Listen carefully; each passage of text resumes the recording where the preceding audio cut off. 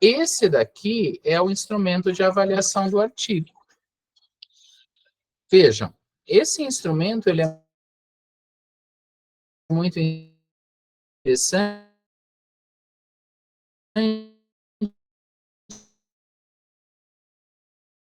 Vocês são convidados se ele é compreensível, se ele é dados a olhar questões para o resumo, né, se há objetivo, método, principais resultados e conclusões, e os descritores expressam o conteúdo do trabalho. Vocês vão seguindo passo a passo. Aqui estão todos os pontos importantes sobre a nossa ótica para avaliar a introdução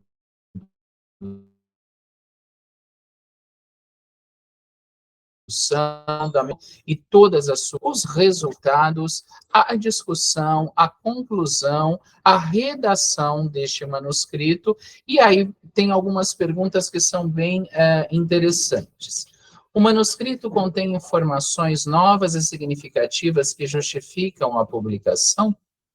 Então, qual é a novidade que aquele artigo traz, né? O título e o resumo descrevem de forma clara e precisa o conteúdo do artigo, o problema é significativo e declarado de forma concisa, os métodos são apresentados e descritos de forma abrangente, as interpretações e conclusões são justificadas pelos resultados, é feita referência adequada a outros trabalhos na área, o tamanho do artigo é adequado, o número de tabelas e figuras é adequado, e como é que você classifica, né, esse artigo, se ele é excelente do ponto de vista da qualidade, da originalidade e de um aspecto geral. Você vai classificar e aí o grupo vai decidir se você aprova, se você faz correções maiores, menores ou reprova. É um exercício, é evidente que o artigo já está publicado, né? Porque você vai um avaliador esteja publicado. A ideia é que você então de que realmente sejam artigos externos à nossa escola, para não criarmos nenhum constrangimento. Evidentemente, pode ser um artigo do meu orientador que está aqui, e isso causa algum desconforto, nós não queremos isso, nós queremos um sistema realmente de aprendizado, então vamos pegar artigos externos que não nos envolvam, né, enquanto estudantes, e também enquanto professores, vamos pegar artigos de outros colegas. Diga, Stephanie.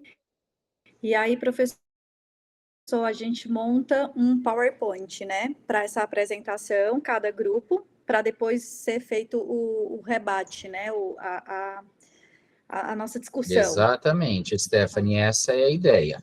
Quando formos lá no cronograma, tem os dias, cada grupo terá um dia, né, para se apresentar entre nós, os grupos, artigo, periódico, e já possamos nos posicionar em relação às datas, né, de apresentação, para que nós possamos já fazer o contraponto de quem vai fazer o debate, né, porque quem vai fazer o debate, Stephanie, também terá que se preparar, né, ele vai se preparar sobre que aspecto? Ele vai olhar o material, o grupo, por isso o grupo que apresentará tem o compromisso de enviar esse material previamente ao dia da apresentação, minimamente 1 ou 2 dias antes, ou a gente pode combinar isso depois, e verificar, né, pontos importantes que podem ser trazidos para essa discussão no debate. Ok? Eu acho, professor, que já acredito que mais do que 1, 2 dias, né? Porque se pensar em quem vai debater, a depender não consegue ter, assim, se aprofundar naquele artigo para realmente debater com 1, 2 dias para aula. Acho que a gente poderia ver de, talvez, todo mundo decidir realmente dia 15/8, e já nessa semana começar os envios. Não, perfeito. Eu vou, antes de passar a palavra para a Gisele, eu só vou mostrar aqui para vocês, novamente, né, O cronograma está aqui. Então, vejam. Dia 5 de setembro, por exemplo, vocês vão ter uma atividade assada, no sentido de ter espaço de trabalho da própria disciplina, né? Então, nós temos atividades que estão previstas como assíncronas, que contam carga horária. Algumas são de segunda-feira e outras são de quinta-feira, né? Então, dia 5 de setembro, por exemplo, vocês estão organizados e devem estar para preparar o seminário de análise dos periódicos. Dia 12, a professora Kelly vai nos dar uma aula. Dia 19, novamente, o preparo dos seminários. E no dia 26 e no dia 3 de outubro, serão 2 dias para apresentar os seminários alusivos ao periódico. Aquela apresentação de 15 minutos olhando apenas o periódico, não é essa apresentação pormenorizada do artigo, ok? Então, aqui nós não temos debates, Depois nós temos uma outra discussão aqui sobre os sistemas, né, os guidelines, Equator, da rede Equator, na verdade, o Strobe, o Consórcio, o Prisma, o Corec e outros. Então, isso no dia 10. Dia 17 de outubro, preparo dos seminários dos artigos, e efetivamente no dia 24 começam os seminários. Então, ó, nós temos 24 do 10, 7 do 11, 21, né? 3 dias para a apresentação do seminário para todos os grupos. Então, na verdade, não serão um dia apenas para cada grupo, serão aproximadamente, se nós contarmos aqui, vão ser 2 ou 3 grupos a cada dia. Pois não, Gisele? Só uma dúvida, professora, até pensando nessa questão do cronograma. A gente tem até o dia 22 de agosto para postar o periódico e o artigo, certo? Então, teoricamente, os outros grupos também já vão saber quais são os artigos de cada grupo, não? Sim, isso é fato. O que talvez a gente precise organizar, Gisele, que é o que nós queremos, é a diversificação dos periódicos. Então, por exemplo, eu escolho a Acta Paulista de Enfermagem, né? E o teu grupo também escolhe a Acta Paulista de Enfermagem. Então, o ideal seria que nós tivéssemos cada grupo olhando periódicos diferentes, né? Incluindo aqueles que são editados no Brasil e incluindo aqueles que são editados fora do Brasil também, né? Então, por isso, claro que o dia 28 é o prazo para o envio, mas posteriormente a 22, né, nós vamos ter que fazer, né, esse pente fino aqui na sala, definindo se tiver alguma repetição, talvez fazendo, chegando num consenso, eu diria, para que nós tenhamos uma ampla variedade de periódicos para analisar, né? O que vai deixar o nosso conteúdo bem rico aqui. Perfeito, obrigada. Pois, Sibeli, pois não. Só para tirar uma dúvida, não é necessário mandar nenhum arquivo escrito para a disciplina, é só apresentação, certo? Certo. Você tem o roteiro, né, Sibeli? Aquele roteiro é um checklist que você vai se guiar, você e o seu grupo, mas nós não precisamos entregar nada por escrito. A avaliação vai se dar pela apresentação feita na sala de aula.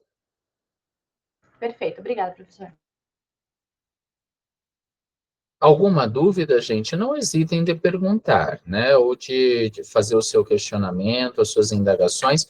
É muito importante que a gente esteja alinhado nesse contexto, né, para poder discutir aqui juntos. Se você tiver alguma dúvida ou se não tenha ficado claro, por favor, nos avise, tanto eu quanto a professora Kelly, né, nos contacte, ou na próxima aula que estivermos juntos, peça a palavra, para que realmente nós possamos alinhar todas as expectativas, ok?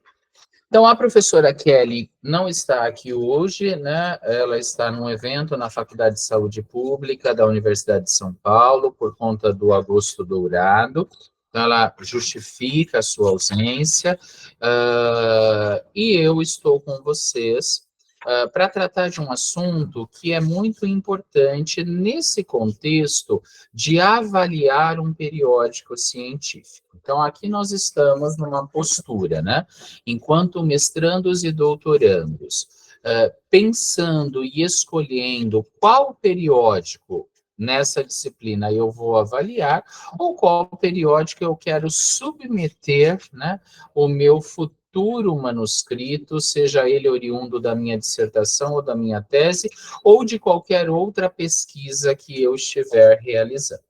Deveria estar conosco a bibliotecária doutora Andréia do Carmo, mas ela teve uma intercorrência e por isso eu assumo essa atividade. Eu tenho alguns slides para compartilhar com vocês. Esses slides também serão, né, colocados, né, na nossa Classroom, são slides do escritório editorial, da Acta Paulista de Enfermagem, a nossa revista aqui da escola. Por isso, de fato, eu coloco aqui todos os direitos autorais reservados e declarados.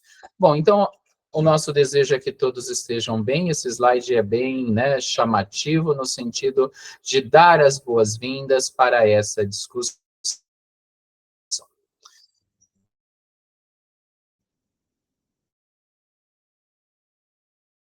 Bom, na qualidade de interrompermos para dialogarmos sobre algo importante. O autor de um artigo original, ele tem diversas opções para publicá-lo. Uma das opções de publicação consiste em enviar o material a periódicos indexados nas bases de dados internacionais. Esta, caros estudantes, tem sido, né, uma exigência muito grande atualmente, aonde eu publico os resultados do meu estudo. Evidente que eu quero publicar numa revista, num periódico, que esteja sendo visto por um maior número de pessoas. Porque quanto mais visto é o periódico, maior a chance do meu artigo que está naquele periódico também ser visto. E a partir do ser visto, ser consumido.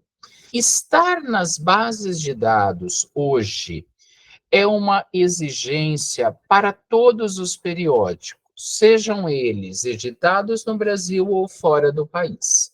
Esta é uma grande corrida para que você torne a sua revista a mais visível possível, né? Então, nesse sentido, todas as revistas, seja ela da enfermagem, seja ela, né, da medicina, da fonoaudiologia, enfim, quem tem uma revista hoje tem uma preocupação muito grande de atingir indicadores para fazer com que o seu periódico esteja numa base de dados. O leitor exigente, em seu intuito de atualizar-se, diz esse autor, tende a procurar periódicos que estão respeitados pela comunidade científica.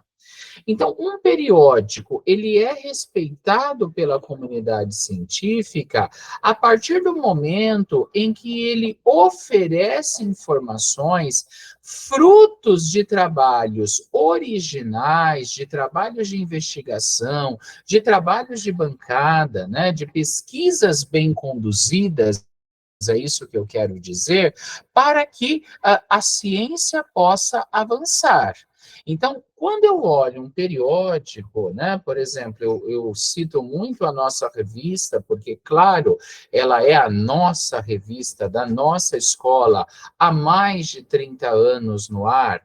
Quando eu olho a Acta Paulista de Enfermagem, há uma história de credibilidade que não lhe pode ser tirada.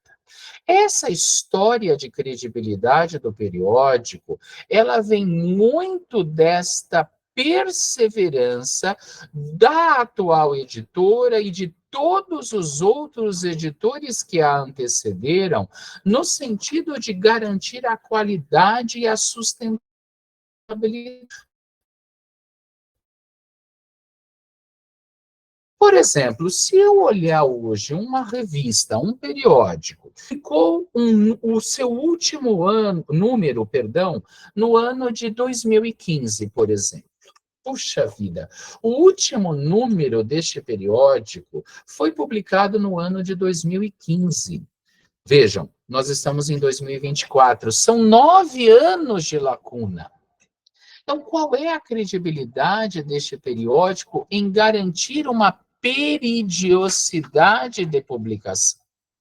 Então, eu, enquanto mestrando e doutorando, preciso me preocupar até mesmo com a literatura que eu estou consumindo para construir a minha dissertação, a minha tese. Da onde vem, né, este artigo que eu estou utilizando na minha introdução? Eu tenho que me perguntar sobre isso, né? Aonde publicar? Puxa, foi publicado na Acta Paulista de Enfermagem, foi publicado no International Journal of Nursing Studies, que tem um fator de impacto hoje de 8. Nós vamos falar sobre fator de impacto daqui a pouco, mas fator de impacto de 8 na área da enfermagem é um sonho. Então, quer dizer, é um artigo que passou por um crivo de avaliação, eu volto a repetir, que garante, né? Ele não é 100% garantido, viu, gente? Porque nós vamos ver isso quando formos analisar o artigo. Mesmo estando publicado, nós vamos encontrar muitas lacunas que poderiam ter sido vistas e não foram pares, mas mesmo assim foram publicadas. Nesse sentido, né? Claro que quanto mais cuidadoso é o periódico, e nós sabemos que estar nas bases de dados significa que o periódico galgou aquele espaço. Ele conquistou aquele espaço, dado, né, a sua história dentro da editoração científica. O mesmo acontece com o escritor exigente quando decide publicar um texto. Então, esta frase que está aqui projetada, né, este parágrafo é de Maurício Gomes Pereira, justamente para ilustrar que nós temos que ser criteriosos para escolher o periódico que eu quero pôr o meu trabalho e, ao mesmo tempo, ser criterioso no consumo do material que eu vou utilizar para escrever a minha dissertação ou a minha tese. Né? Eu tinha uma professora, nossa, que dizia, né? Nós temos que aprender a consumir a boa literatura científica. Estar publicado não significa ser a boa literatura científica. A boa literatura científica vai muito dessa análise que vocês farão enquanto grupos para a estrutura. E quanto mais rigoroso, né, eu for no desenho do meu estudo, no objeto de investigação, do objeto de investigação nasce o problema, uma boa pergunta de pesquisa com objetivos e justificativa, depois o método bem desenhado, com resultados alcançados que respondam ao objetivo que eu me propus, uma discussão bem feita que avança na literatura. Então, são estas questões que nós, pesquisadores, frequentemente nos debruçamos, seja quando avaliamos o manuscrito, seja quando consumimos um artigo de pesquisa publicado já. E seja quando decidimos, junto com vocês, na qualidade de orientador, aonde vamos colocar o nosso trabalho. Então, é frequente o orientador dizer, olha, Renato, essa parte, né, ou melhor, esse seu estudo, vamos mandar para o Oncology Nursing. Puxa vida, publicar no College Nursing hoje é algo muito gratificante para qualquer pesquisador. Para qualquer pesquisador, né? Todos, né, da área de oncologia sonham numa publicação. Quando eu digo sonham, almejam, né, gente? No sentido de que aquele periódico tenha uma credibilidade importante. Para isso, né, nós temos a bibliometria. Bibliometria é uma ciência, é uma ciência. E ela aplica métodos estatísticos e matemáticos para analisar e construir indicadores acerca da informação científica. Então, a bibliometria, enquanto uma ciência, nos ajuda a entender como está determinado o periódico. E o principal indicador que a bibliometria usa são o número de citações. Há uma crítica, né, em relação a isso, porque assim, veja, eu posso ser citado tanto pelo bem quanto pelo mal, né, como na vida. Se eu fiz algo, né, enquanto pesquisa, que é extremamente original e inovadora na minha área de investigação, evidente que eu vou ser citado por isso. Porém, se eu fizer algo extremamente deletério, como nós vimos há anos atrás na pandemia, por exemplo, com relação à cloroquina, usem cloroquina porque cloroquina salva vidas, eu posso ser citado por essa inconsistência que acabei de dizer.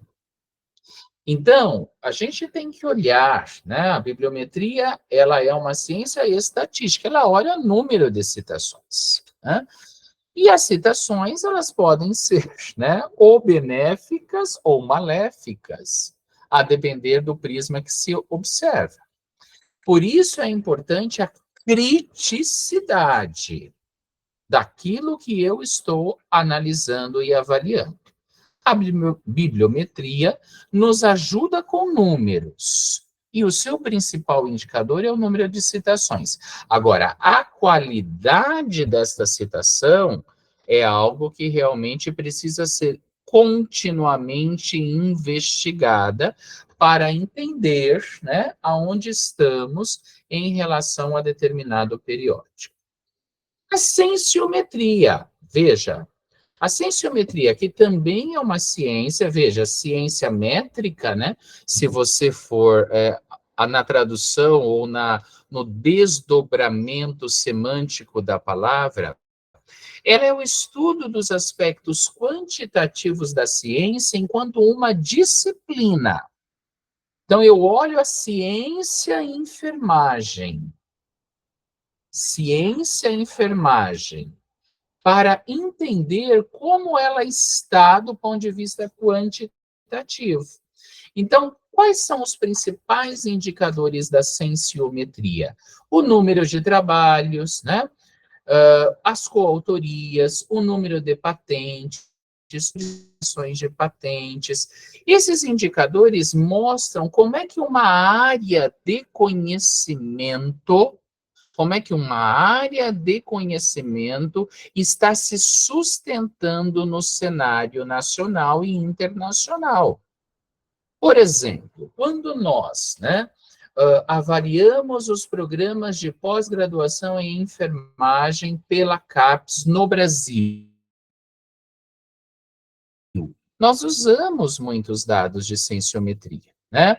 Números de trabalhos que aquele conjunto de professores do programa produziu, as suas coautorias, números de patentes, número das suas citações, é nesse sentido. Né? Claro que eu estou fazendo aqui uma aproximação, mas para dizer que cienciometria olha uma área do conhecimento, né? Que pode ser enfermagem, que pode ser, né, ciências da vida, que pode ser agronomia, que pode ser qualquer área do conhecimento de acordo com a avaliação proposta. E a informetria, né, veja, cada nome é interessante para nós que não somos bibliotecários, né? Então, a informetria, como o próprio nome diz, é o estudo baseado na recuperação de informações também do ponto de vista quantitativo. E aqui, a informetria vai usar as palavras-chave. Quando nós escrevemos o nosso manuscrito, nós nos preocupamos muito, né? Ou a revista nos impele, nos pede para que nós tenhamos as palavras-chave que caracterizam, né, as keywords, que caracterizam aquele trabalho realizado. A informetria vai olhar justamente isso, né? Então, a informação científica é o seu principal indicador. Então, esse é um gráfico que vai resumir, né? Bibliometria vai olhar o periódico, então vai olhar o livro, o documento, a revista, os artigos, os autores, vai fazer essa análise mais por fora, vamos chamar assim.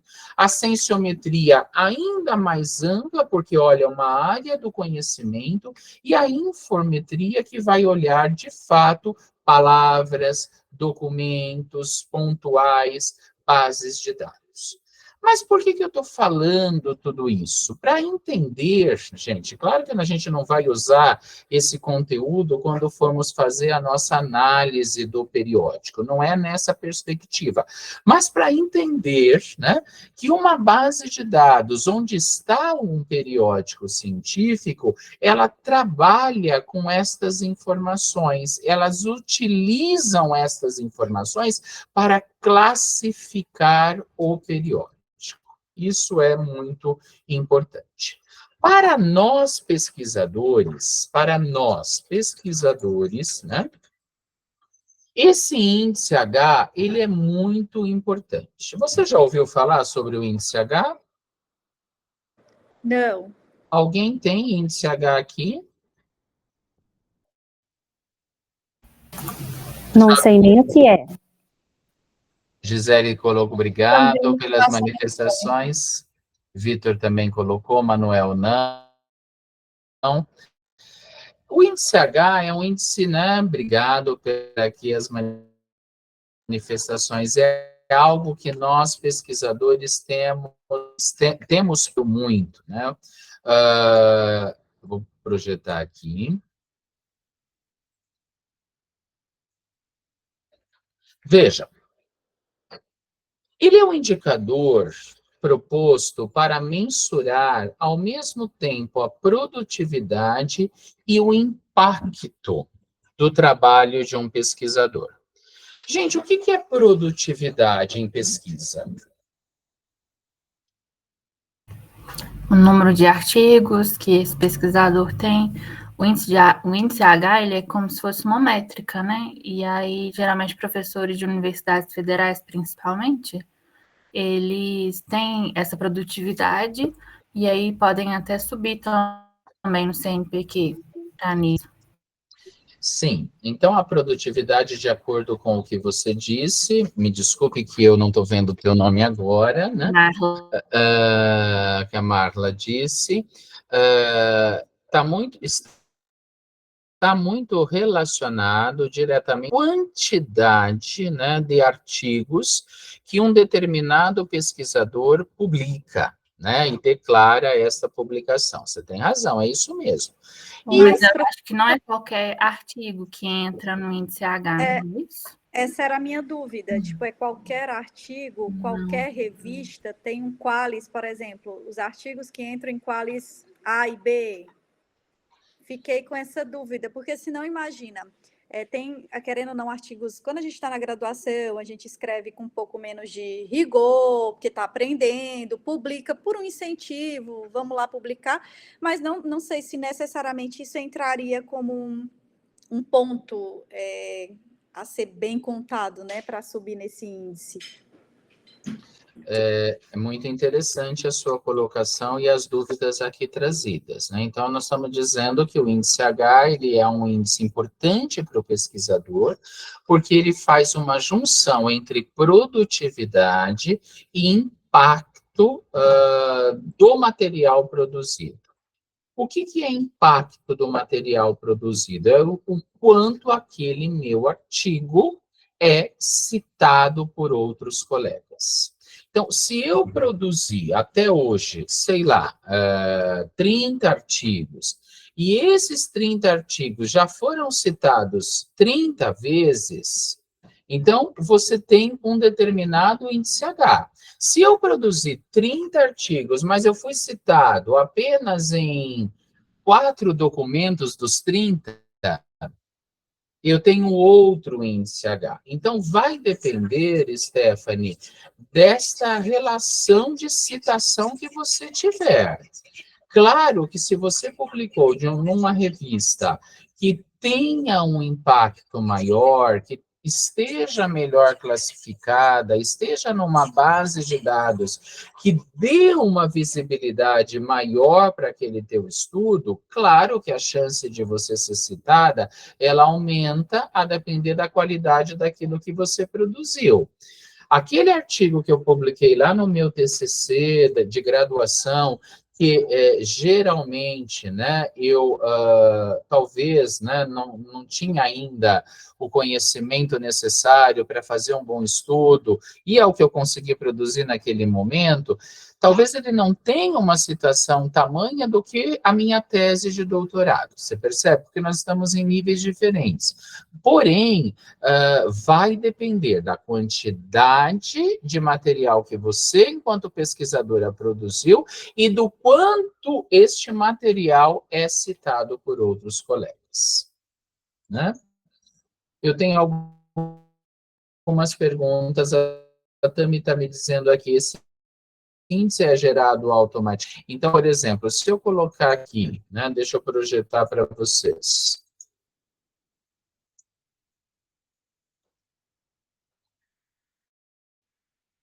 Vou ver o meu índice H ao vivo aqui. Na base Scopus.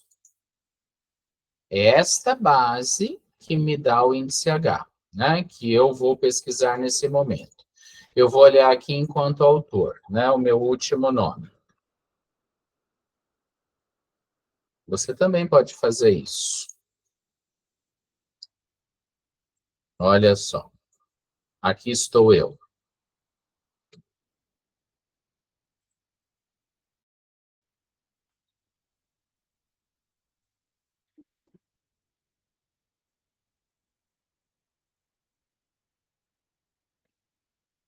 Deixa eu ver outra coisa aqui, espera aí.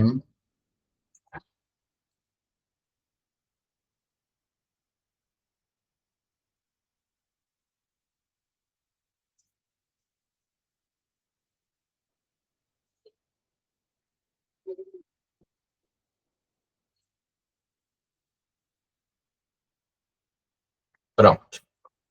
Então, hoje eu estou aqui, ó, com índice H de 10.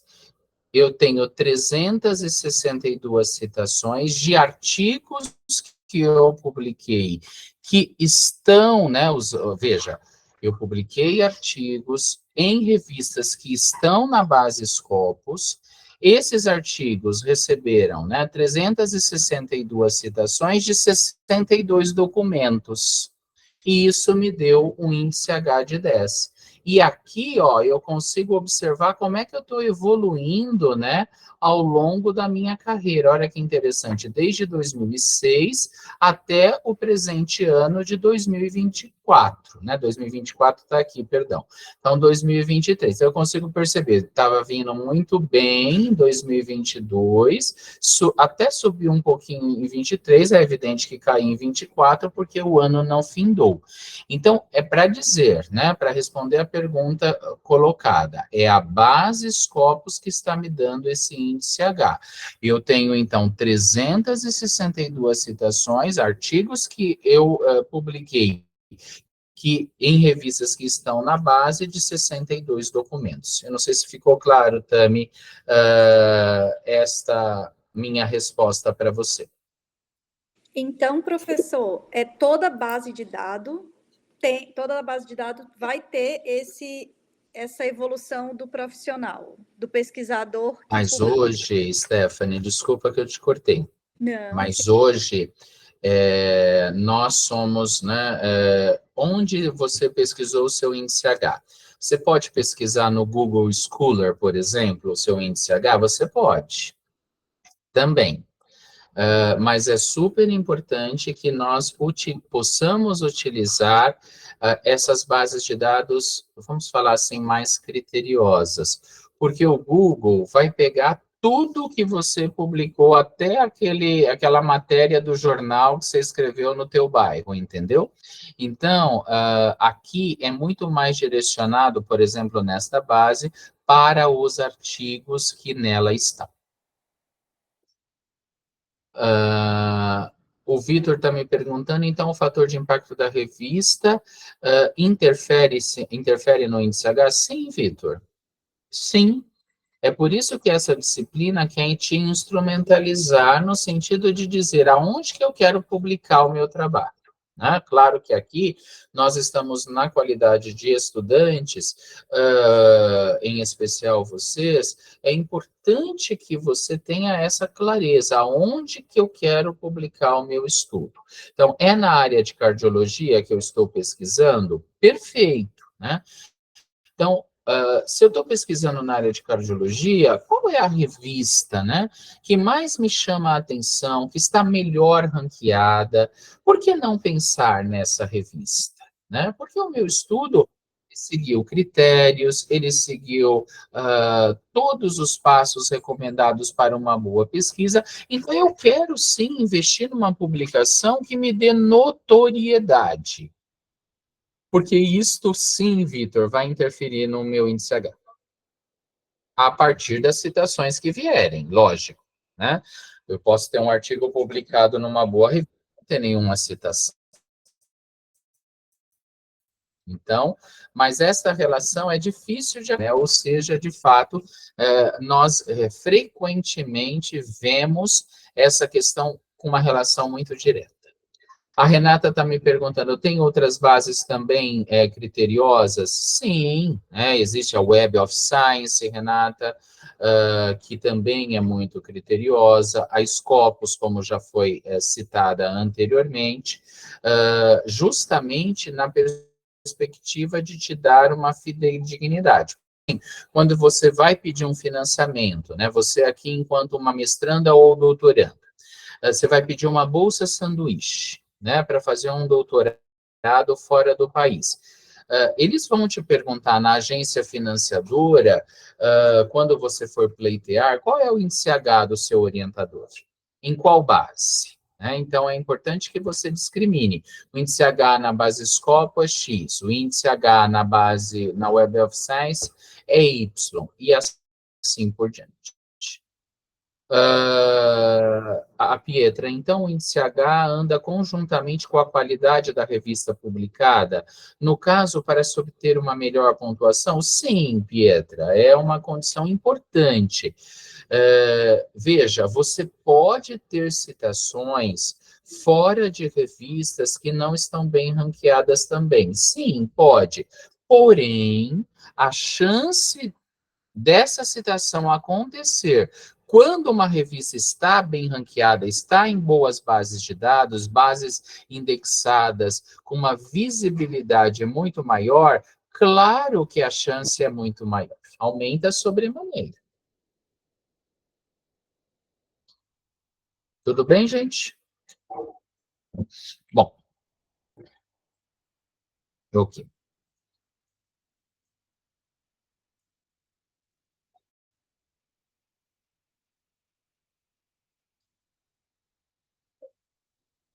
Então, o índice H é justamente isso.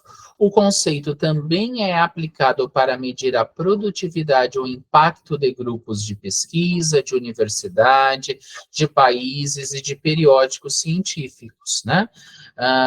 Eu estou tendo a oportunidade de trabalhar atualmente, né, de estar numa revista como editor temático de um número, que é o BMC Nursing, né? E é muito interessante que a plataforma, quando você vai escolher pareceristas, ela mostra o índice H do pesquisador, né? Então, é muito bacana, né, porque você já tem um ranqueamento daqueles professores ou pesquisadores, aliás, que têm uma publicação interessante, que têm um DCH conquistado, e isso te dá uma tranquilidade na escolha, né? Quais são as vantagens do índice H? Consegue combinar quantidade e impacto da pesquisa num único indicador. Ele pode ser facilmente obtido por qualquer pessoa com acesso às bases de dados, como a Web of Science, por exemplo, como eu acabo de citar para vocês. A base Scopus, a Web of Science, o Google Scholar também dá o índice H. Mas por isso que é importante entender qual é o conceito do CH. A desvantagem. Lógico que ele pode ser manipulado por meio de autocitações. Então, eu vou escrever um artigo, né, sobre liderança, por exemplo, que é o meu principal tema de investigação. Eu só me autocito, né, eu só cito trabalhos meus. Né? Então, há uma manipulação excessiva? Pode acontecer. Não serve para comparar pesquisadores de disciplinas diferentes, pois o volume de citações varia de acordo com o tamanho de cada comunidade de pesquisadores. Então, por exemplo, enfermagem, né, tem um determinado número de pesquisadores, a medicina tem outro, a fisioterapia tem outro, então você não consegue comparar via cienciometria, via bibliometria, diversas áreas do conhecimento, porque muda o denominador. E não considera o contexto das citações. Então, é aquilo que eu já disse, não faz distinção entre um paper que é feito por um pesquisador ou um pequeno grupo de colaboradores e um artigo com centenas de autores, né? Com participação individual e difícil de avaliar. Então, às vezes eu faço parte de um grupo de pesquisadores e talvez a minha contribuição naquele artigo foi tão ínfima, mas o artigo foi publicado, eu estou lá como autor, numa grande revista. Então, existem vantagens e desvantagens. A gente tem que olhar com critério. Nossa, ele tem um índice H de 30, ele é excelente? Sim, muito provavelmente é excelente, merece todo, né, nosso reconhecimento, mas também há de se considerar algumas nuances, como tudo, né? Nem todo índice é perfeito. Aqui está aquilo que já conversamos, mas só para salientar, um pesquisador com índice H de 30 é aquele que publicou pelo menos 30 artigos científicos que foram citados em pelo menos 30 outras ou 30 vezes, né? Então, um documento citado, né? Todo documento uma citação, pelo menos. Então, é esta comparação, né? Isso que eu quero que vocês guardem, é esta comparação esta junção entre produtividade e impacto. O índice H é muito interessante. Agora a grande pergunta, né? Até aqui, nós falamos do pesquisador, né? Então, o pesquisador muito preocupado, né, com o seu fator de impacto, ou melhor, com o seu índice H, que está muito parecido com o fator de impacto das revistas, mas como é que eu estou no cenário da pesquisa dentro da minha área? Nossa, o International Journal of Nurse Studies, hoje para nós é uma revista realmente que salta aos nossos olhos. Mas aqui o Cancer Nursing, da mesma forma, né? Para quem estuda na área temática, o Research in Nursing Health, outro periódico importante, o Cardiovascular Nursing, né, também é um periódico interessante, Mindfree, para quem é da área, JONA, para quem é da área de administração, esse jornal específico também na área da nursing, olha, você tem tantas possibilidades, o Nursing Management, que é da área da gestão, Nurse Outlook, Nurse Scholarship, o Journal Advanced Nursing, que são periódicos periódicos também ranqueados, nursing os psicólogos,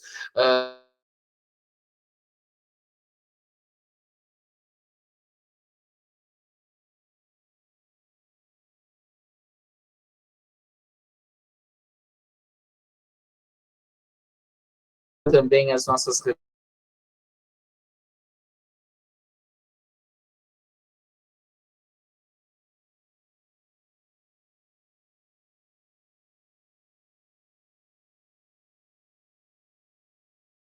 atualmente. Mas, sinceramente, aonde eu publico? Em periódicos indexados. Pessoal, não dá. Né? Nós, na pós-graduação, somos, sim, cobrados a publicar em periódicos que estão indexados. O que significa estar indexados? É estar nas bases de dados. Eu preciso, enquanto estudante aqui nessa disciplina, sair daqui dela ao final, né, de novembro, entendendo que quando eu for pensar em qual periódico eu vou escolher, eu vou olhar as bases que ele está. Porque a depender das bases que esse periódico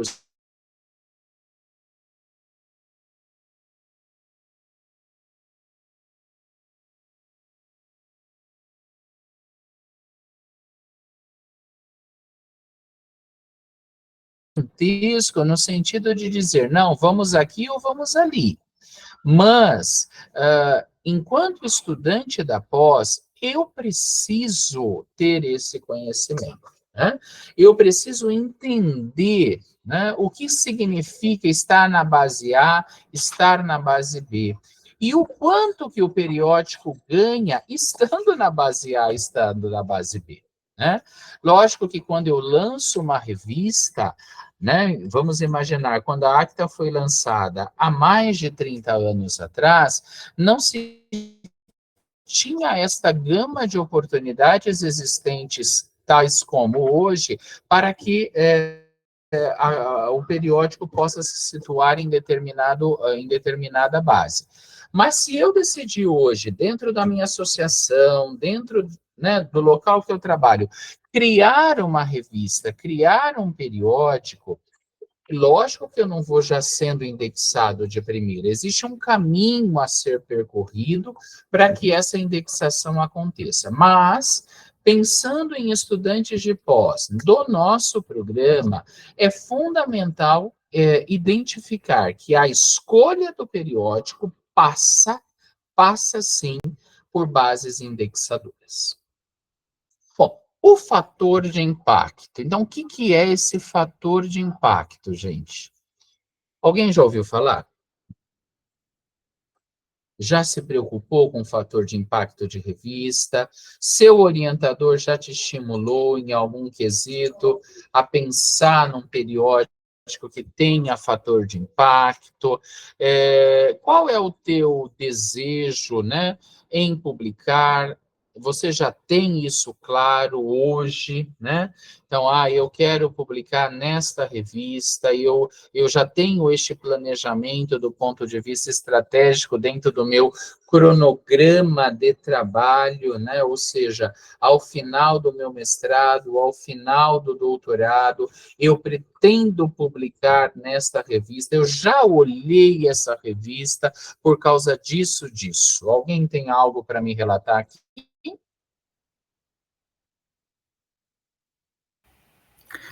O fator de impacto, ele seria para quantificar um periódico. Então, por exemplo, para ver quantas citações aquele periódico ele recebeu no último ano.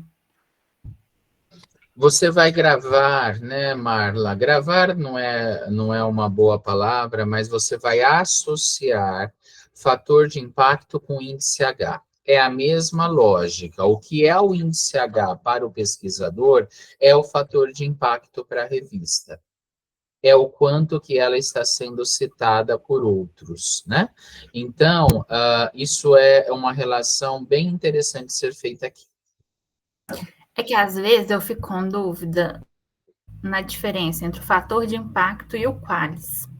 Porque, por exemplo, se a revista ela tem um Qualis A1, mas ela tem um fator de impacto baixo, o que pode estar relacionado a isso, professor? É que, na verdade, o Qualis, ele é uma classificação, Marla, feita pela CAPES. CAPES, Comissão de Aperfeiçoamento de Pessoal de Ensino Superior, órgão vinculado ao MEC. Todos nós sabemos disso, mas é sempre bom reforçar o significado das siglas, né, e a finalidade de cada uma dessas instituições. Então, o Qualis, ele é um indicador que a CAPES utiliza, só a CAPES utiliza, para avaliar e classificar as revistas onde os professores dos programas de pós-graduação do Brasil mais publicam. Então, se você for dialogar com um pesquisador internacional e falar assim, essa revista, qual Qualis que é? Ele vai desconhecer essa avaliação, porque essa é uma avaliação específica do Brasil. A CAPES fez um critério para avaliar e ranquear as nossas revistas. Hoje, nós temos um Qualis A1, A2, A3, A4, né? Então, as revistas são ranqueadas no extrato A em 4 níveis, B1, B2, B3, B4 e C, né? Então, essa classificação, ela é decorrente de alguns fatores, dentre eles o fator de impacto.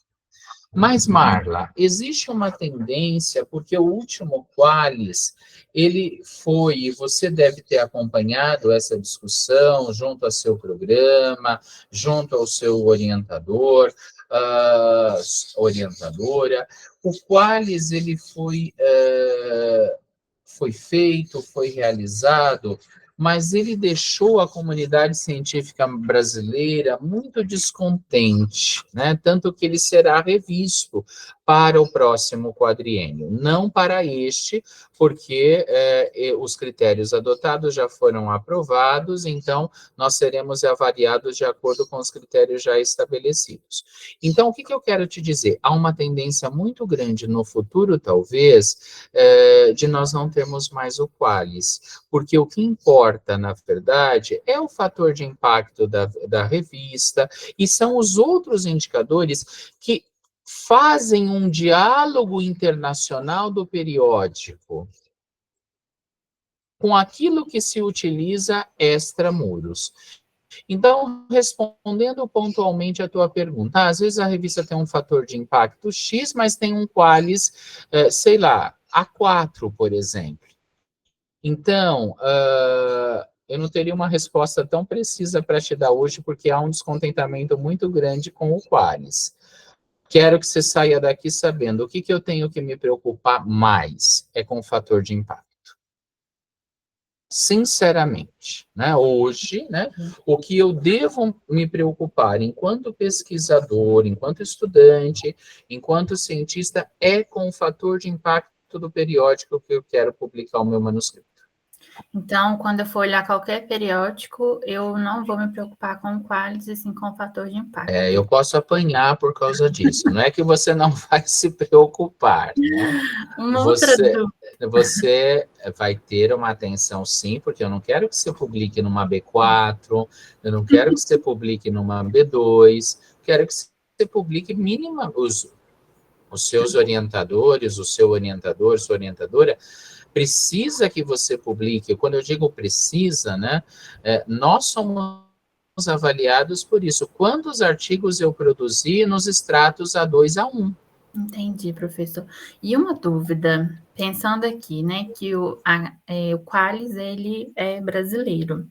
Pode acontecer de, às vezes, dar uma divergência? Então, por exemplo, uma revista ter um Qualis tão bom, né, uma classificação tão boa, mas talvez considerando o fator de impacto em nível internacional, ela não é considerada uma revista tão boa.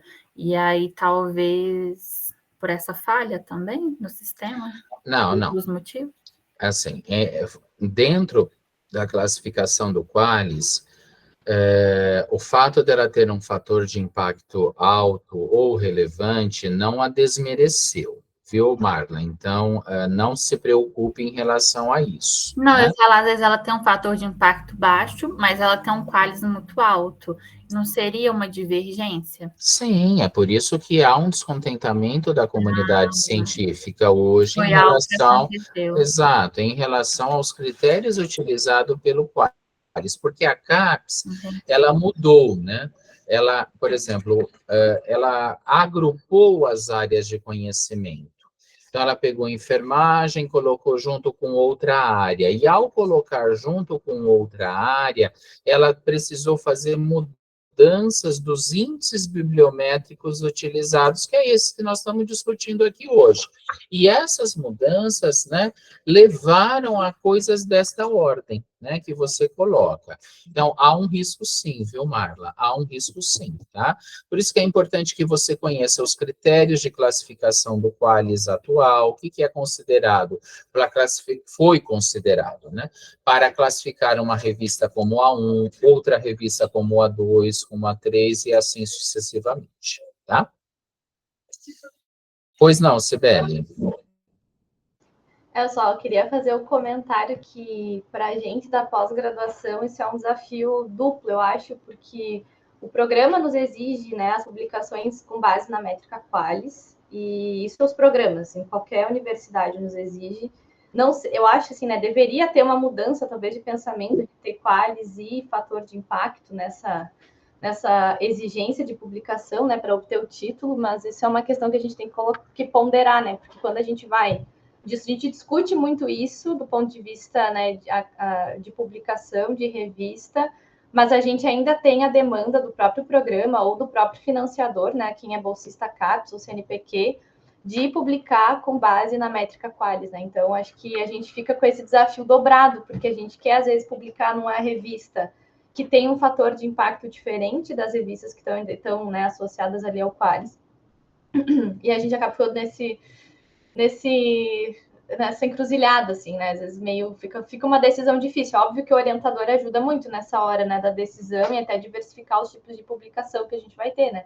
Mas a gente tem que atentar porque, do ponto de vista de programa de pós-graduação, de órgão financiador, quem manda ainda é o Qualis, né? Pelo menos por enquanto. Então, acho que acaba ficando esse desafio aí para a gente também. Obrigado, viu, Cibele, porque é realmente um desafio, tanto para estudantes e principalmente para professores, porque a nossa produção, enquanto professor, é analisada na avaliação quadrienal, né? É o conjunto das produções, claro que é uma parceria com vocês, mas os nossos currículos são analisados. Né? Então, esta exposição, entre aspas, faz parte do processo avaliativo. E aí você tem que ficar dosando mesmo. Quer dizer, por exemplo, verbas do programa de pós-graduação, elas são destinadas para financiar artigos que estão nas bases A2 e A1, né? Ou são classificados, perdão, como A2 e A1, na sua grande maioria. Não há por que investir recursos, né, públicos em manuscritos que serão publicados em extratos B3, B2, claro que isso vai ser muito mais direcionado para aqueles que estão nos outros extratos, tais como A1 e A2. Mas obrigado, Cibele, é uma boa reflexão aqui para a nossa disciplina. Qual é o fator de impacto e o índice H considerado bom, Águida? Veja, Águida, são índices numéricos, né? Evidente que quanto maior o número, melhor, né? Porque é uma fórmula matemática, pelo que você está percebendo, né? Desta apresentação hoje. Então, um índice H, né? Claro, veja, quando eu falei do meu, eu ainda sou um iniciante na pesquisa, mas quero galgar espaços ainda maiores. Mas considero ser um bom índice número 10. Bom, não é ótimo e pode ser muito mais melhorado. Mas a minha resposta pontual para ti, neste momento, é quanto maior, melhor. Tá? Deixa eu falar com o Fê. Tem máximo, Águida, nas nossas revistas, na área da enfermagem, hoje, até falando do ponto de vista internacional, os maiores fatores de impacto giram em torno de 8 a 11, né? 8, 11 como fator de impacto. Índice H, eu já vi índice H de colegas de 30, né? De 40, mas são pesquisadores top de linha, né? Aqueles que estão próximos para ganhar o Prêmio Nobel da Paz. Muito bom. Renato, por gentileza. Professor, são duas dúvidas aqui agora, abrindo um pouco mais a mente com o diálogo que o senhor está trazendo. Por exemplo, assim, ó, a revista da DBA, né, australiana, ela tem um baixo impacto, mas a gente sabe que eles são muito referência para nós, para o mundo, né? Por exemplo, eu tive a oportunidade de publicar um trabalho que eu fiz na instituição e foi com eles. E o impacto é de 2,7. Mas eles são muito citados e muito conhecidos e muito respeitados, né? Diferente, por exemplo, da JAMA, né, que tem um alto impacto, né, e que também no mundo a gente sabe que é muito respeitado. E eu queria saber, assim, como é que, à luz assim, da pesquisa, se interpreta isso, de ter um impacto tão baixo, mas de ser tão conhecida.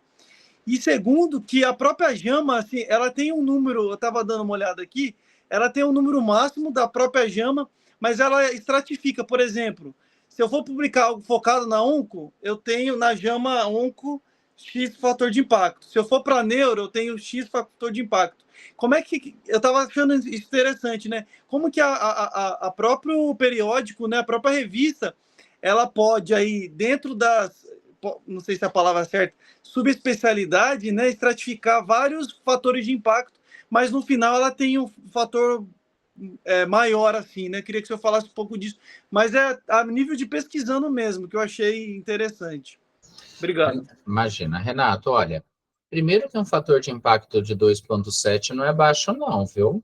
As nossas revistas nacionais, por exemplo, giram, quando eu falo nacionais, é aqui, ACTA, Texto em Contexto, RILAI, REUSP, REBEM, giram em torno de 0,9 até 1,7, 1,8.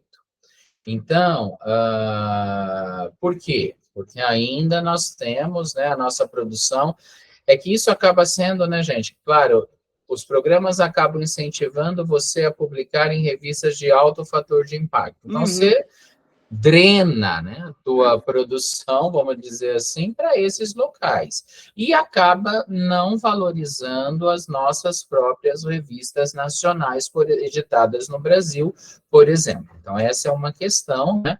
É uma política que, ao mesmo tempo, é estimulante, mas, ao mesmo tempo, né, não favorece a consolidação das revistas nacionais, por exemplo. Então, essa é uma questão interessante. Lá fora eles têm muito dinheiro, então então também é algo, né? O mercado editorial é sim um mercado, é sim um mercado. Então, também temos crítica em relação a isso. Mas publicar numa revista com fator de impacto de 2,7, sinta-se muito lisonjeado, porque é uma tarefa bem audaciosa, eu diria, né? Então, essa é uma questão importante. A decisão, se eu vou publicar aqui ou vou publicar lá, Renato, ela vai depender da qualidade do meu material, né? Veja, gente, nós somos pesquisadores. Você olha para o material que você produziu, você fala, olha, isso tem a cara da ACTA. Lógico que, para eu tomar essa decisão, essa fala, isso tem a cara da revista tal ou tal, é por isso que nós estamos estimulando vocês a lerem o escopo da revista, quando vocês forem analisar um artigo, né, o periódico. Essa revista publica para quem? Quem são os seus consumidores? O que ela mais publica? Né? Então, essa decisão da escolha, Renato, passa por essa análise que a gente vai fazer aqui no seminário. Né? Por exemplo, eu pesquiso o processo de enfermagem. Um exemplo. Eu vou publicar numa revista que trata exclusivamente de assuntos de gestão e enfermagem? Até posso.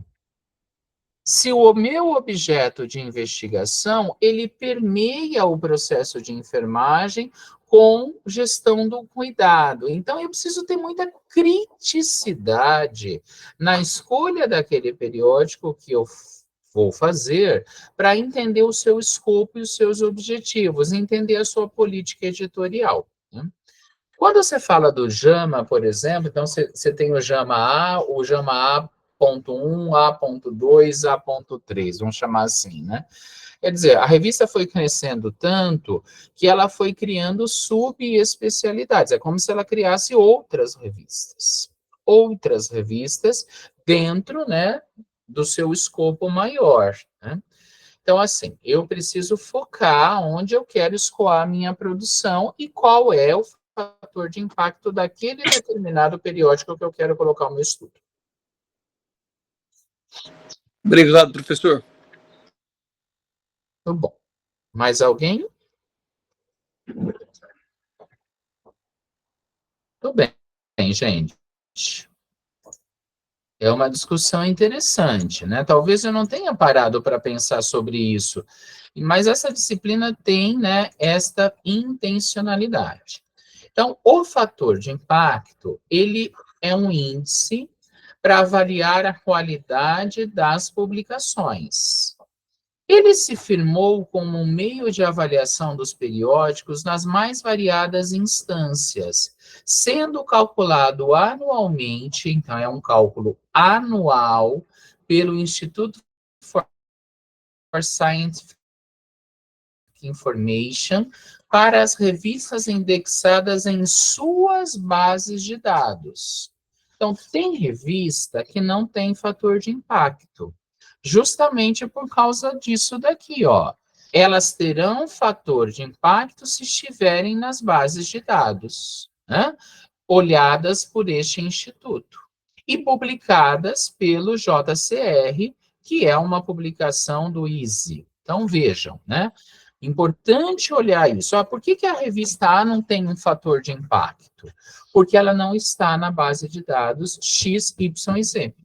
Por isso os editores querem se colocar na base de dados, né? Ou almejam, né, Marla? Como eu te falei, no sentido de que esse diálogo internacional aconteça. Então, se eu for falar de fator de impacto com qualquer pesquisador de qualquer local do mundo, nós estaremos usando a mesma linguagem. A mesma linguagem, diferente do Qualis. Então, para o cálculo do fator de impacto de um periódico, leva-se em consideração o número de citações recebidas pelos artigos publicados no periódico nos 2 anos anteriores à avaliação, dividido pelo número de artigos publicados no período. Vou traduzir isso daqui, gente. É isso daqui, ó. Então, em 2009, eu tive 42 artigos citados. Em 2010, eu tive 36 artigos citados. Dá um total de 78. Esse é o meu numerador. Eu publiquei 120 em 2009 e eu publiquei 120 em 2010. O meu denominador fica 40, e eu divido isso por isso e chego no fator de impacto. O fator de impacto de 2011 é reflexo do ano de 2009 e 2010. Então, vejam que interessante, né? As nossas revistas, elas sempre olham isso. Por isso, né, quem é editor de revista sempre se preocupa com a quantidade de artigos que estão publicados durante o ano. Num ano, eu não posso publicar 30 e no outro ano eu publico 200. Por isso, né, o editor ele tem um olhar também para esses indicadores, para garantir um número que seja similar entre um ano e outro, para não acontecer, né, grandes variações em seu denominador. E lógico que os artigos citados, ele depende do editor, sim, Porque quanto mais sério, mais rigoroso e mais minucioso, cuidadoso for o trabalho do editor-chefe, do editor científico e dos editores associados, nós vamos ter artigos melhores. E ter artigo melhor aumenta a nossa chance de citação. Então, por exemplo, qual é uma realidade que nós enfrentamos hoje no nosso dia a dia editorial? Você está fazendo um processo de tradução, né, um processo de validação de conteúdo de um instrumento de medida. Então, você faz toda a etapa de tradução, adaptação cultural e pré-teste de um determinado instrumento. Está aqui. Né, dentro do que preconiza todas as etapas lá propostas pelos autores do referencial teórico metodológico. Perfeito. Mas o processo de validação do instrumento não termina, né, na validação de conteúdo. Eu preciso avançar para as outras etapas que envolvem validação de critério e outras etapas necessárias. Perfeito. Aí, assim, eu tenho a minha tese que fez tudo. Aí eu vou mandar o meu artigo. Então, eu falo assim, eu vou mandar a etapa de validação de conteúdo para a ACTA e a etapa de validação das outras etapas para a Revista Latino-Americana de Enfermagem. Muito bom.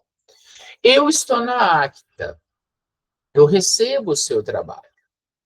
Veja, gente, ele está ótimo, ele está totalmente descrito a validação de conteúdo.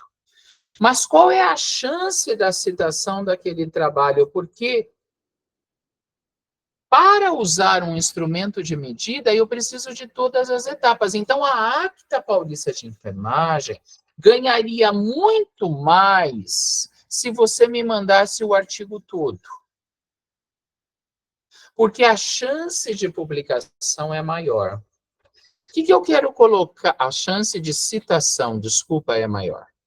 O que eu quero colocar com isso? Cuidado quando nós picoteamos artigos, frutos das nossas teses. No passado, era um orgulho dizer assim, nossa, a minha tese tem 11 artigos publicados. Hoje em dia, isso não é mais fato.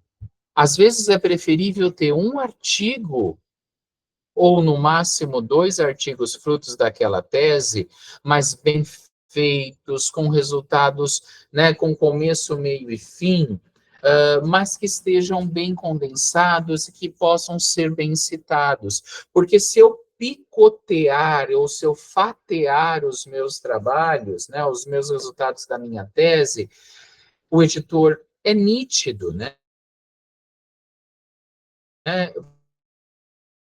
Você trabalha, isso fica muito fragmentado. Né? Então, o que eu estou querendo colocar aqui é do ponto de vista do editor. O editor, ele se preocupa muito, por conta do fator de impacto, com a quantidade de artigos que ele tem que publicar durante o ano, e também e principalmente, esse de fato é o trabalho que vai exigir maior dedicação, com a qualidade dos artigos, para que a chance de citação aconteça cada vez mais, para justamente nós termos um fator de impacto alto e desejável. Tudo bem, gente? Em relação ao fator de impacto? Sim. Ótimo. O QALYS, já falei sobre ele, né? Ele é o conjunto de procedimentos utilizados pela CAPES para a estratificação da qualidade da produção intelectual dos programas de pós-graduação. Como resultado, disponibiliza uma lista com a classificação dos periódicos utilizados pelos programas de pós-graduação para a divulgação da sua produção. Claro que você já sabe isso, mas caso você não saiba, né, eu te mostro aqui, só você digitar QALYS CAPES no famoso buscador Google, você entra neste item, né, eu posso selecionar, né, o ano que o Qualis que eu quero, mas é lógico que eu vou pegar a última avaliação, que é de 2017 a 2020. Eu seleciono a área, no nosso caso, área enfermagem, né? Mesmo os colegas que estão aqui, que são psicólogos, pedagogos, estão aqui num programa de pós-graduação em enfermagem. Então, a gente vai olhar muito como é que a nossa área classifica, né, os periódicos. Por que eu não estou achando enfermagem aqui? Aqui. E aí eu coloco o título da revista. Aqui tem várias, mas se eu colocar Acta Paulista de Enfermagem, eu vou consultar e vou ver que hoje ela está classificada, infelizmente, como A4, né? Merecia muito mais estar em outro extrato. Mas se eu olhar, sei lá, International Journal of Studies, e vou consultar, e ela é classificada como A1. Então, aquilo que Marla colocou, né? O fator de impacto está muito relacionado com o Qualis. Veja, Marla, em sua grande maioria, sim. Né? Essa, por exemplo, tem um grande, né, fator de impacto, então, claro, está classificada como A1. Mas, infelizmente, na última avaliação, isso não foi tão assim considerado para alguns periódicos, o que nos deixou muito insatisfeitos, mas o qual será revisto e novas perspectivas virão. E aí, pessoal?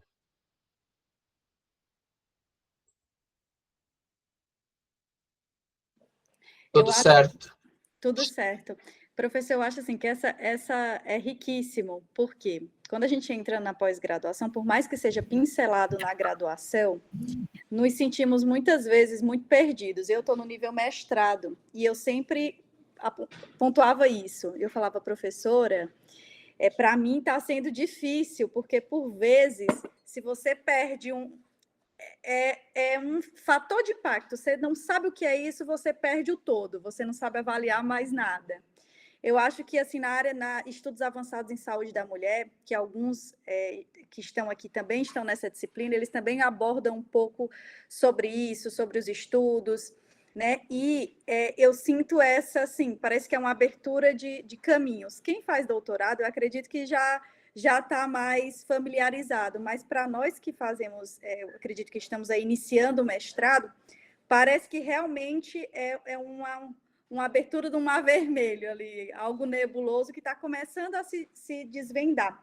É tanto que eu estava assim, eu conheço algumas bases de dados, mas aí eu já fiquei pensando, nossa, preciso ir ver quais são todas as bases de dados e quais são as bases de dados, assim, que são interessantes, dessas revistas estarem indexadas, porque isso aí também para mim é um ponto que eu não conheço. A Pietra acha aqui que concorda. Sim, eu me sinto da mesma forma.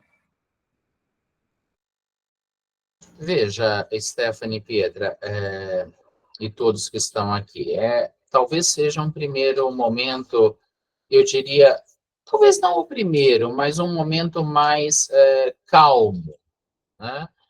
E eu também estou num outro nível, tenho um outro olhar, outros interesses, né? Então, mas aqui nessa disciplina, nós queremos que vocês saiam, claro, eu estou falando de uma forma muito superficial, isso é um conhecimento que exige ainda um aprofundamento maior, mas a ideia é instrumentalizar você como mestranda hoje, ou vocês como mestrandos e doutorandos, para esse olhar crítico. Então, esse estudo que eu tenho em mãos, ele está publicado em qual revista? Essa revista está aonde, né?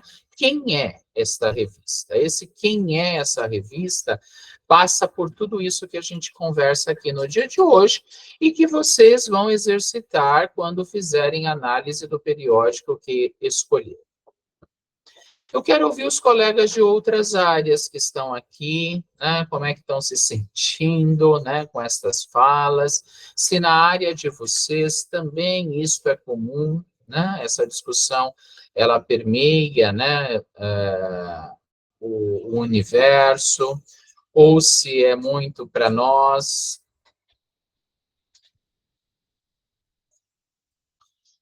Oi, Francisco, pois não. Deixa eu alinhar aqui. Boa tarde a todos. Boa tarde. Fazendo esse acompanhamento dessa avaliação dos periódicos, né, principalmente, que você está colocando, só para colocar um adendo também, que a gente, além de se preocupar com todas essas pontuações, esses índices que possam ser de maior qualidade, o que mais me assusta hoje, quando eu vou procurar revista, é de você não ser vítima das tais revistas predatórias, onde você pensa que não, está pensando que está numa qualificação X, de repente não, aquela revista ali tem parece que um caráter comercial maior que o científico, e você cai nessa contradição. E nem muitas vezes você pode ter uma revista aí de classificação pela CAPES B1, vamos dizer, ou A4, mas acaba tendo essa característica, talvez, que acaba ainda deturpando a gente na hora da escolha de melhor revista a ser publicada. Enfim, mas essas buscas que você está indicando aqui para a gente dar uma olhadinha previamente nesses indicadores, é que a gente vai poder nortear e filtrar melhor essa seleção para que seja bem sucedida. Tá? Vou dar esse alerta mesmo. Francisco, obrigado. Você traz uma reflexão aqui, uma preocupação, eu diria, que são com os periódicos predatórios. O que é isso, né, gente? Veja, para uma revista estar numa base, ela passou por um processo muito grande para conquistar. É como se fosse uma medalha, né? Nós estamos aí no contexto das Olimpíadas, né?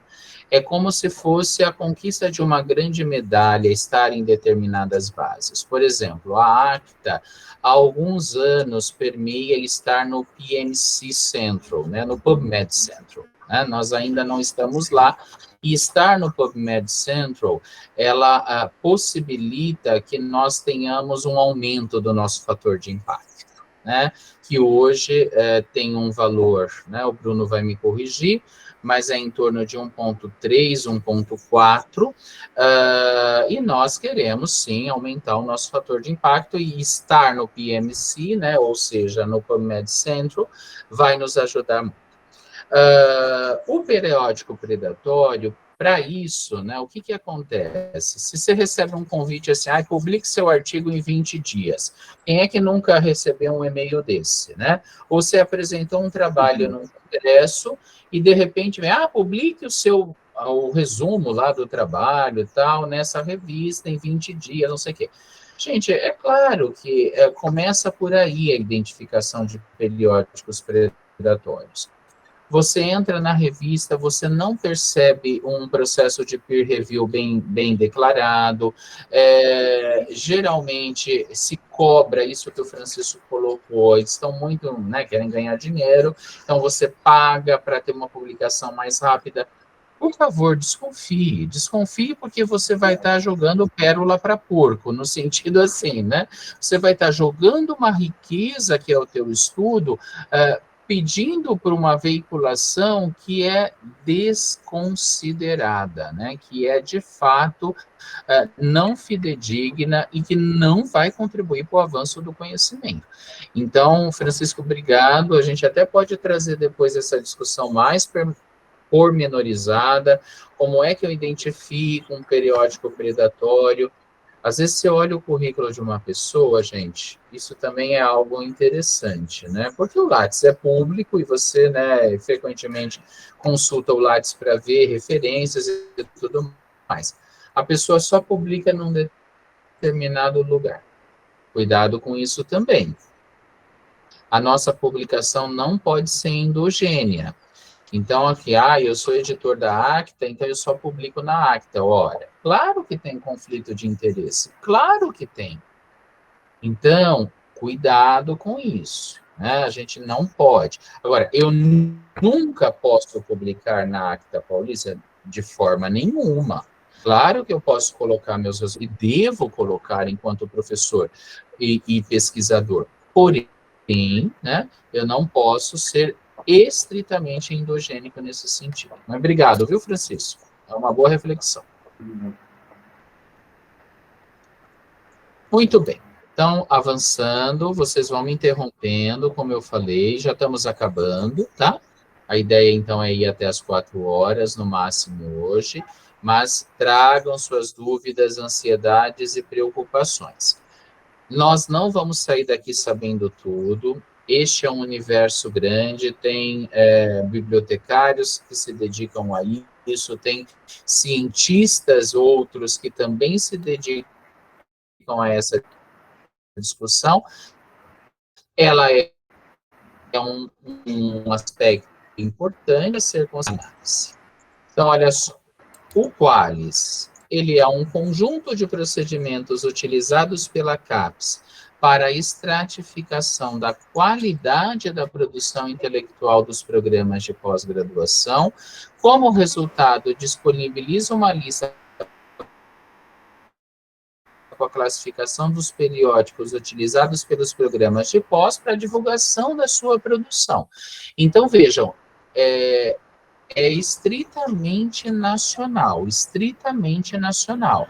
Hoje nós temos os extratos A1, A2, A3, A4, B1, B2, B3 e B4 e o extrato C. Evidente que o extrato C são, né, as revistas piores classificadas, e o extrato A1 é aquele que eu tenho a melhor classificação.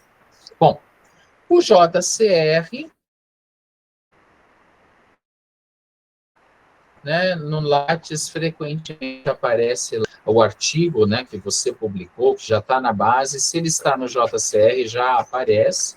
O JCR é uma base importantíssima, importantíssima.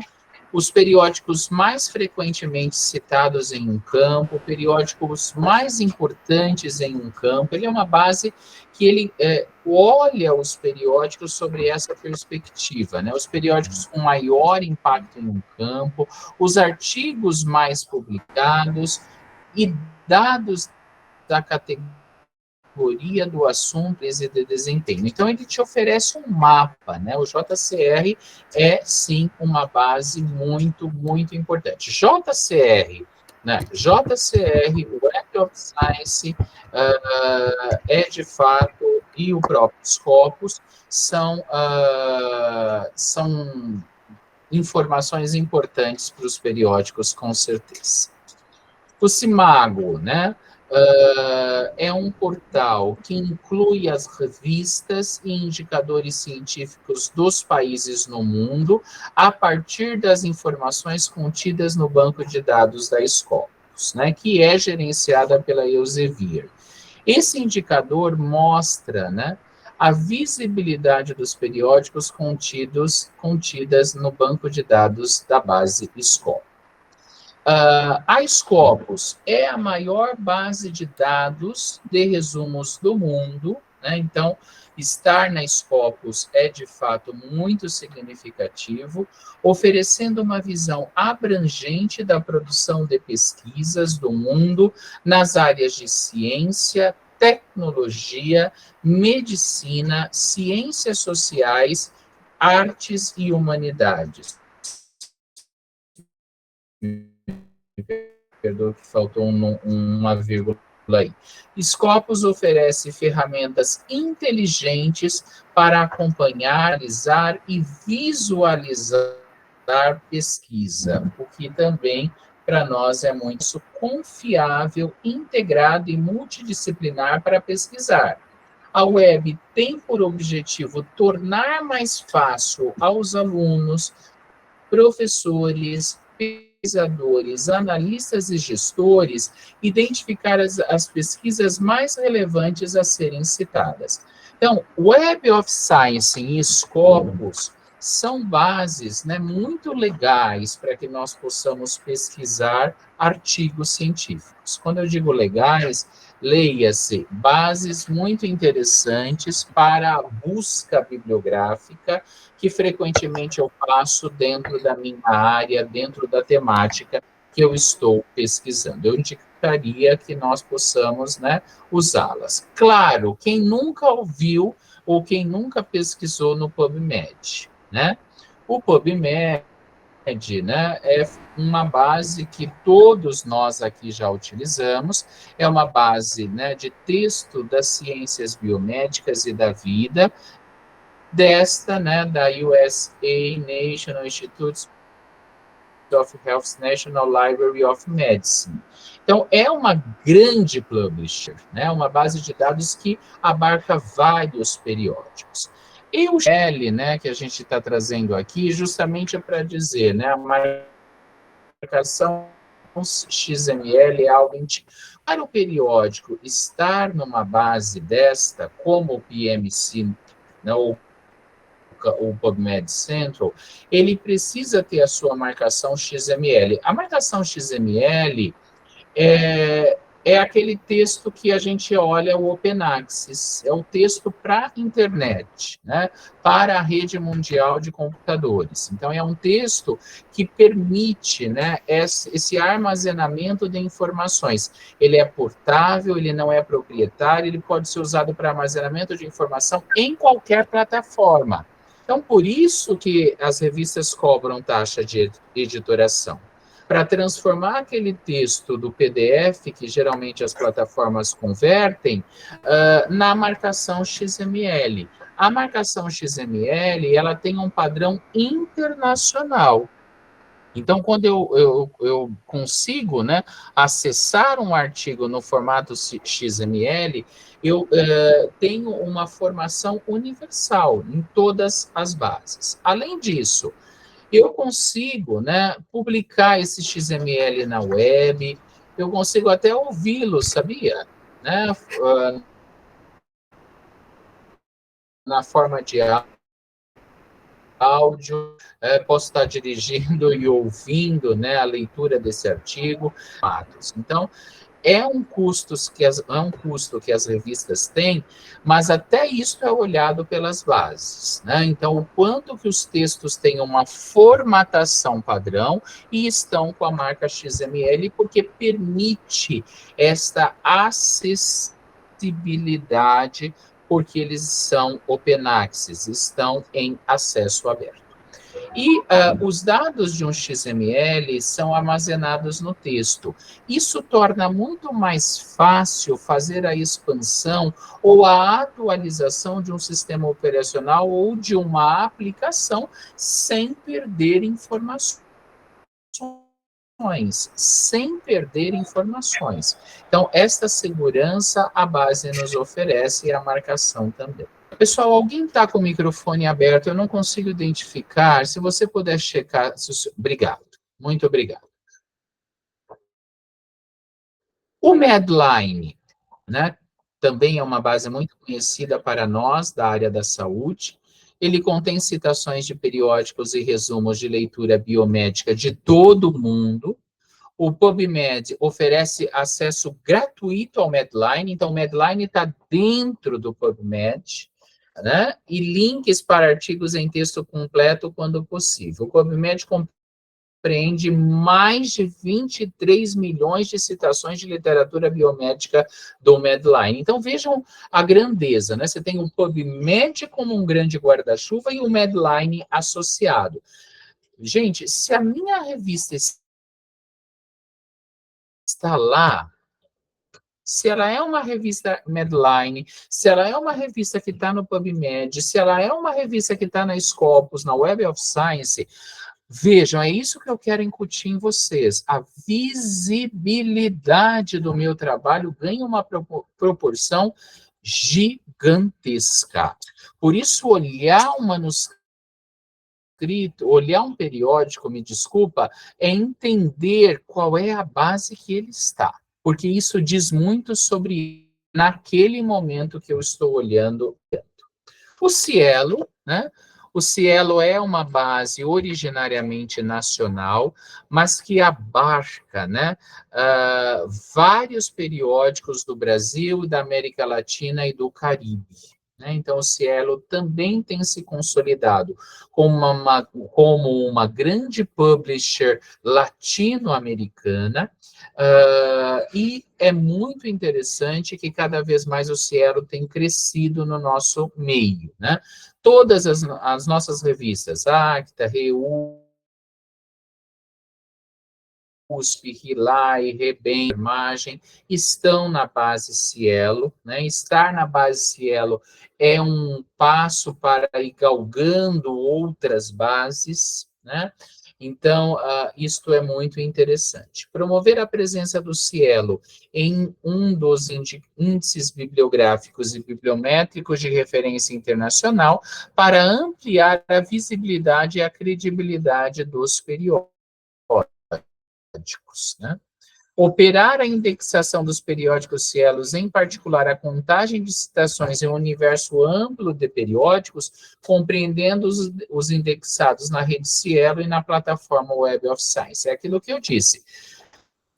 Quando você começa um periódico, você vai inserindo ele em determinadas bases, isso vai ampliando a visibilidade do periódico, fazendo com que os seus artigos sejam citados, e isso possibilita e vai aumentando os seus indicadores para que eles possam levá-los para as outras bases. Não é uma migração automática, né? Você precisa pleitear o ingresso para as bases, e vocês imaginem o processo que precisa ser realizado para que isso aconteça. Porém, né, você precisa iniciar, né? E iniciar é algo extremamente fundamental.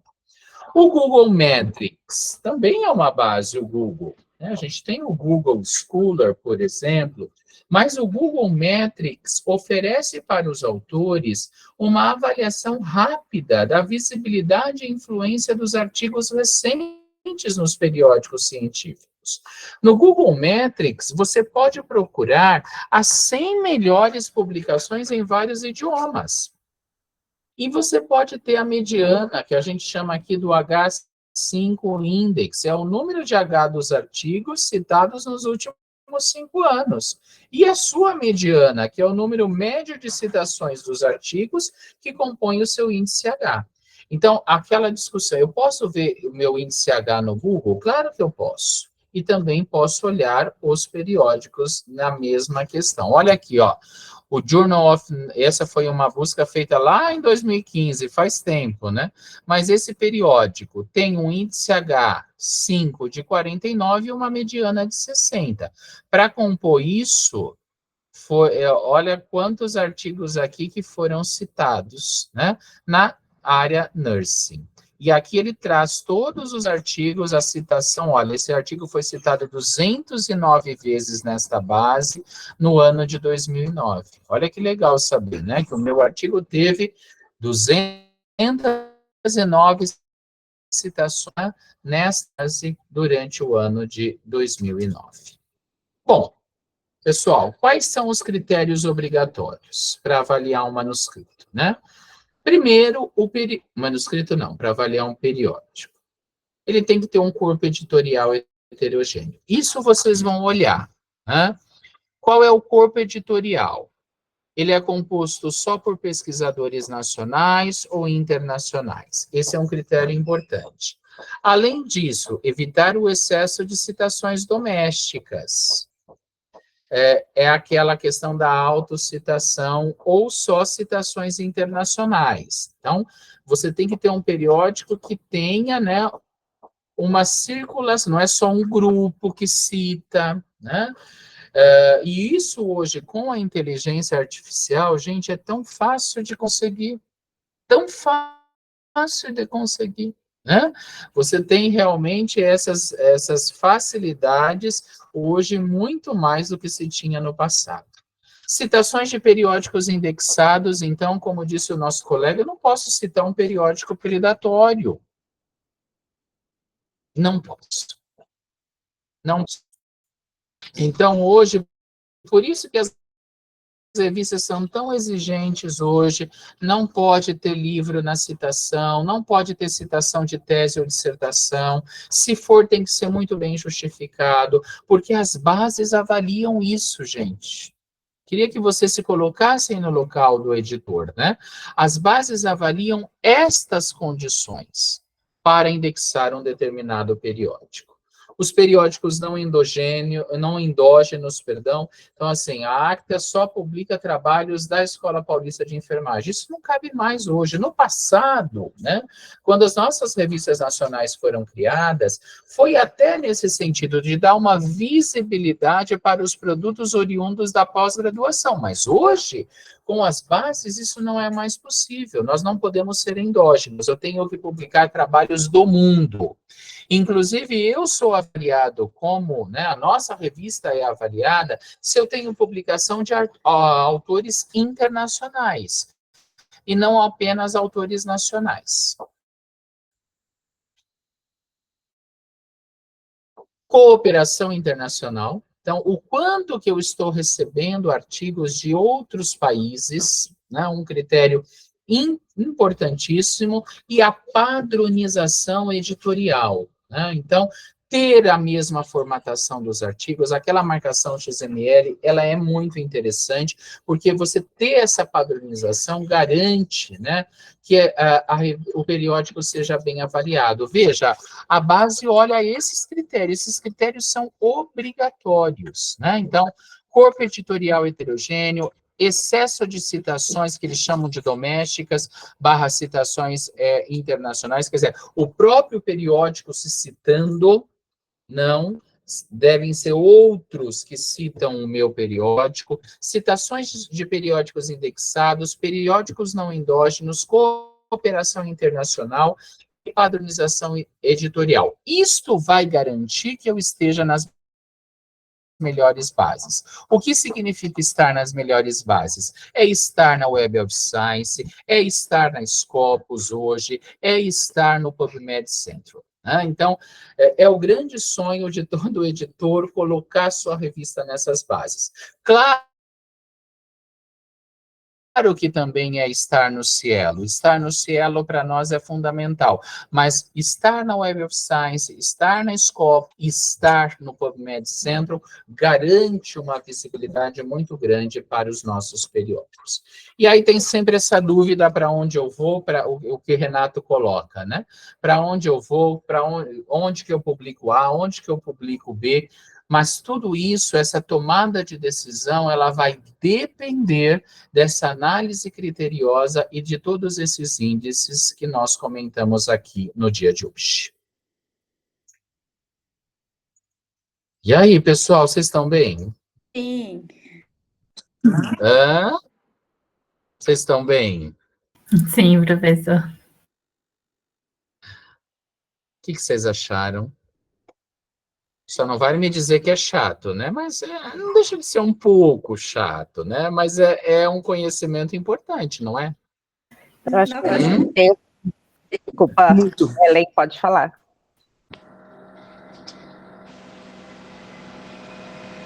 Fernanda. Pode falar, Cândida, depois a Fernanda fala. Eu acho assim, professor, com tanto de informações que a gente tem hoje, né, que a gente consegue acessar a informação na palma da mão, esses critérios, saber disso e aplicar isso é fundamental para a gente ter um dado com uma boa qualidade, né, ter uma informação de boa qualidade que possa ser reproduzida. Então, acho que só faz a gente pensar na responsabilidade na hora que a gente vai fazer um estudo, né, na hora que a gente vai fazer uma pesquisa, do quão importante é levar em consideração, né, tudo isso. Não, perfeito, Cândida. Você coloca uma... Veja, eu até citei, né? A inteligência artificial está aí, nós não podemos fechar o olho para ela é uma realidade.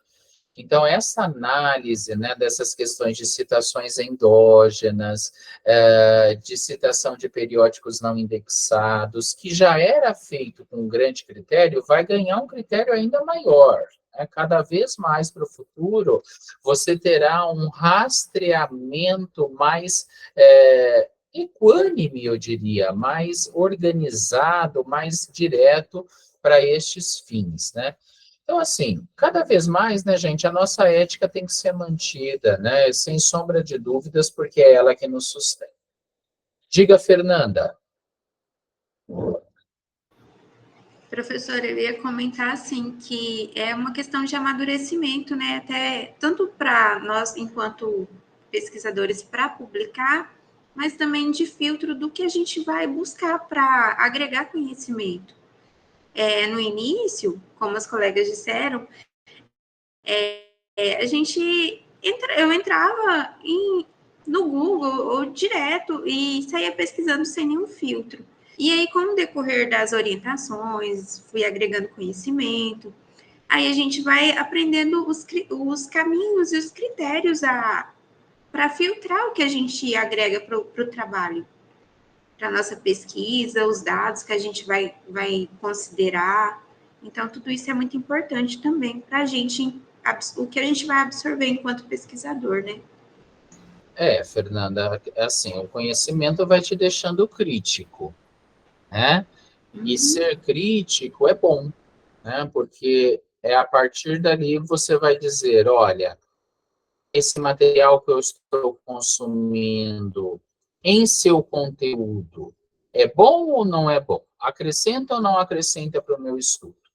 Claro, mais uma vez eu vou te falar, você vai ver artigos que estão publicados em grandes revistas, quando você for fazer análise aqui, e às vezes você vai ver, gente, mas não, talvez, se fosse hoje, não seria aprovado. Sim, Fernanda, existe isso também, né? Mas a chance de você encontrar, é isso que as bases olham, sabe? A chance de você encontrar bons artigos nesta revista é muito grande por causa disso, de tudo que nós comentamos aqui, né? E em especial daquele penúltimo slide antes do desenho. Então, se você for fiel a esses parâmetros enquanto editor, você consegue garantir uma sustentabilidade grande para o teu periódico. Então, é bacana. E consumir boa literatura, né, Fernanda? Boa literatura científica, porque é ela que vai te embasar.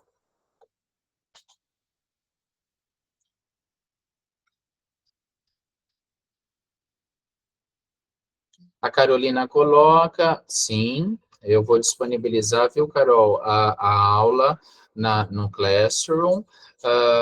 Vale a pena olhar os slides, né, entender, né, pormenorizadamente aquilo que a gente conversou, e trazer dúvidas, né, e trazer questionamentos, porque é com essa riqueza, né, que a gente vai crescendo enquanto estudante nessa disciplina e enquanto estudante na pós-graduação. Tudo bem até aqui? Então, gente, quinta que vem não tem aula, dia 15, nós nos encontramos dia 22 na atividade síncrona, né? Dentro da proposta do nosso cronograma. Vocês sempre estejam atentos ao cronograma de ensino. Então, dia 15, essa semana a gente posta um material, né? Para vocês fazerem leitura, se apropriarem deste conteúdo, né? Dia 22, nós temos uma aula. 22 é a data limite para termos os grupos, periódicos e o artigo que vamos avaliar. Não esqueçam dessa atividade, por favor. E dia 29, outra aula com a professora Dulce. Então, nós só pulamos quinta que vem para uma atividade assíncrona e voltamos para 22 e 29. Oi, Bruno, pois não? Oi, professor, boa tarde, tudo bem? Professor, eu tentei fazer a inclusão do meu grupo no Classroom e eu não consegui. Não sei onde está disponível no painel que a professora Kelly compartilhou. Você poderia colocar, por gentileza, no mural de atividades, Bruno? Foi ali que você conseguiu? Ou você tentou? Não foi no mural de atividades. Eu tentei procurar algum dashboard que ela tivesse. Pode colocar diretamente no mural de atividades. Isso não só para você, mas para todos, né? Você podia subir a lista completa já, né? E aí colocar uma vez só, talvez, para facilitar. Se vocês estão fechando no grupo do WhatsApp e todos estão lá, à medida que o grupo, a lista estiver fechada, já coloca uma vez só, assim evita, assim a gente consegue consultar mais fácil, se for melhor para vocês. Gente, eu posso esperar até amanhã para ver se mais alguém entra para se encaixar em algum grupo, e aí eu me disponibilizo para colocar lá no mural de atividades todos os grupos já Tá separados. ótimo, obrigado. Muito obrigado. E aí, Pietra, mesmo que alguém entrar depois, aí é um problema da deadline amanhã, e aí depois você já posta, tá bom? Tá bom, combinado. Então, gente, muito obrigado. Pois não? Alguém levantou a mão e desistiu. Estamos aqui. Então, tá ótimo, muito obrigado. Uma boa tarde para vocês, bom fim de semana, tá? Feliz Dia dos Pais para aqueles que são pais. Abraço.